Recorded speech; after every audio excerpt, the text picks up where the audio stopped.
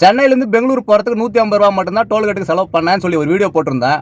அதில் இருக்கிற நல்லது மட்டுமே போட்டேன், சில கெட்டதங்களை சொல்ல மறந்துட்டேன். அதை இந்த வீடியோவில் சொல்லிடுறேன். 2-3 பேர் 2 விதமான கேள்விகளை கேட்டிருக்காங்க. அதுக்குண்டான பதிலும் இந்த வீடியோவில் சொல்லிடுறேன். 150 ரூபா தான் செலவு அப்படின்னு வீடியோ போட்ட என்னால் சில பேருக்கு சில சந்தேகம் வந்தால் அதை தீர்த்து வைக்க வேண்டியது என்னோட கடமை இல்லையா? அதுக்காக தான் இந்த வீடியோ. நான் என்னங்க பாவம் பண்ணேன்? ஓனர் கம் டிரைவருக்கு உதவும் அப்படின்னு சொல்லிட்டு ஒரு ஐடியா சொன்னேன். நான் ரெகுலராக பண்ணுற ஐடியாவை சில பேர் ஃபோன் பண்ணி, நீ எதுக்கு அதெல்லாம் போடுற, டிரான்ஸ்போர்ட்டுக்காரெல்லாம் பார்த்தான்னா வாடகை குறைச்சிருவான் அப்படின்லாம் ஃபோன் பண்ணி கேட்குறாங்க. இந்த ரோட்ல போனால் 150 ரூபா செலவாகுது. பிரபலம் மாத்துற அது ரைட்டு. நீ பிரபலம் மாத்துறது தப்பு கிடையாது.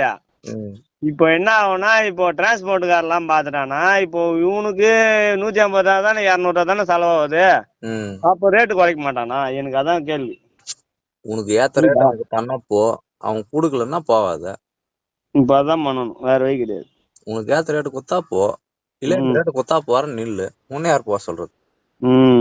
அதே மாதிரி ஃபர்ஸ்ட் ஒரு வீடியோ போட்ட, அதுல என்ன பண்ணி விட்ட, இவ்வளவு வந்து வருமானம் 5 வருஷத்துல இவ்வளவு போகுது அவ்வளவு போகுது எல்லாம் டீட்டெயிலா அக்கு ஆணிவேரா சொல்லி வச்சுக்கிறேன். சொல்லிட்டு அதுல என்ன சொல்லி டிரைவருக்காகவும் ஓனருக்காகவும் உதவுமேன்னு சொல்லிட்டு நான் வீடியோ போட்டேன். டிரான்ஸ்போர்ட்டுக்காரன் பார்த்துட்டு வாடகை குறைச்சா அதுக்கு நான் என்ன பண்ண முடியும்? உங்களுக்கு செட் ஆகிற வாடகையாக இருந்தால் ஓட்டுங்க, செட் ஆகாத வாடகையாக இருந்தால் செட் ஆகிற வாடகை கொடுத்தா தான் போவோம், நில்லுங்க. அதில் என்ன தப்பு இருக்குது? ஒருத்தர் கேட்டிருக்காரு, டிரான்ஸ்போர்ட்டுக்கு நல்லா சப்போர்ட் பண்ணுறடா நீ அப்படின்னு கேட்டிருக்காரு. நான் டிரான்ஸ்போர்ட்டுக்காக சப்போர்ட் பண்ணிக்கலாம் எந்த வீடியோவும் போடலை.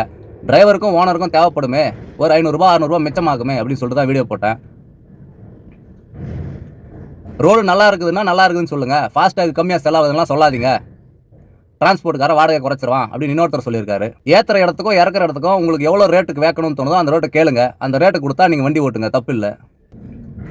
என்ன வண்டிடா ஓட்டுற, ஸ்ரீபெரும்புத்தூர் வாலாஜா போகிறதுக்கு 500 ரூபாய்க்கு மேலே டோல்கேட் ஆகிடுது அப்படின்னு ஒருத்தர் கேட்டிருக்காரு.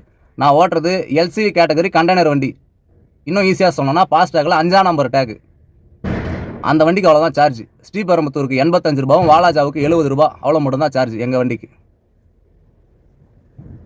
நீ சொல்லிட்டே இல்லை இதுக்கு மேலே அந்த ரோட்லேயும் டோல்கேட் போட்டுருவான் அப்படின்னு ஒருத்தர் சொல்லியிருக்காரு. நான் சொன்னதுனால போட மாட்டாங்க, ஏற்கனவே டோல்கேட்லாம் போட்டாச்சு, இன்னும் ஓப்பன் பண்ணலை. ஓப்பன் பண்ணுறதுக்குள்ளே எவ்வளோ ஓட்டிக்க முடியுமோ அவ்வளோ ஓட்டிக்கலாம். அதுக்காக தான் இந்த ஐடியாவை நான் சொன்னேன். வழக்கமாக ஓட்டுற சென்னை பெங்களூர் ரூட்லையும் நான் சொல்கிற சென்னை பெங்களூர் ரூட்லையும் கிலோமீட்டர் வித்தியாசம் எவ்வளோ வருதுன்னு கேட்டிருக்கிறாரு. கிலோமீட்டர் வித்தியாசம் பெருசாலாம் ஒன்றும் இல்லை, 10 கிலோமீட்டர் தான் வித்தியாசம். ஒன்று ஏற்றுற இடத்தையும் இறக்குற இடத்தையும் பொறுத்து கிலோமீட்டர் மாறும். ஏன்னா நான் போன இடத்துக்கே எல்லாரும் போக மாட்டாங்க, வேறு வேறு இடத்துக்கு ஏற்ற போவாங்க, இறக்க போவாங்க. அதே மாதிரி இதில் தமிழ்நாடுக்கும் ஆந்திராவுக்கும் நடுவில் பத்தலப்பள்ளி அப்படின்னு சொல்லிட்டு ஒரு ஹில்ஸ் வருது. அதில் ஒரு 6 இல்லை 7 வளைவுங்க, கொண்டை ஊசி வளைவுகள் வருது. அது கொஞ்சம் ஹில்ஸ் தான், அதை நான் இல்லைன்னு சொல்லலை. போகும்போதும் ஹில்ஸ் தான், வரும்போது டவுன் தான். கொஞ்சம் சிரமப்பட்டு தான் கடக்க வேண்டியிருக்கும். இது எனக்கு ஈஸியாக தெரியுது, சில பேர் கஷ்டமாக தெரியும். அது அவங்க வண்டியை பொறுத்து, ஏற்றுற லோடை பொறுத்து.